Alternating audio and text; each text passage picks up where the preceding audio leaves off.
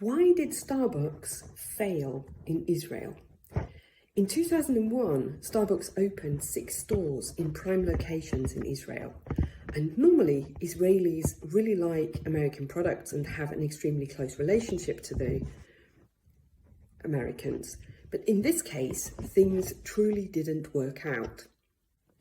Starbucks had ignored many aspects of Israeli coffee culture. Firstly, the fact that Israel has a very strong coffee culture. But in Israel, to go for a coffee, especially at the beginning of the 2000s, meant to sit down, to relax with friends, and not to buy coffee to go.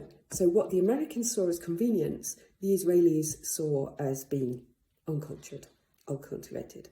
Add to this the fact that Starbucks was 3 or 4 times more expensive than a local brew, and failure was somehow already pre-programmed.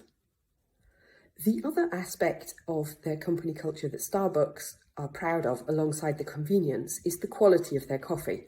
Now, I'm not saying that the coffee beans themselves, in terms of objectivity, are bad per se, but taste is also a point of quality. And the Israelis didn't like the taste of the coffee that Starbucks brewed. It was simply too weak, almost like dishwater. So Starbucks showed that they had just failed to research the market and the customer preferences. This wasn't the only example of customer preferences that Starbucks had failed to recognise.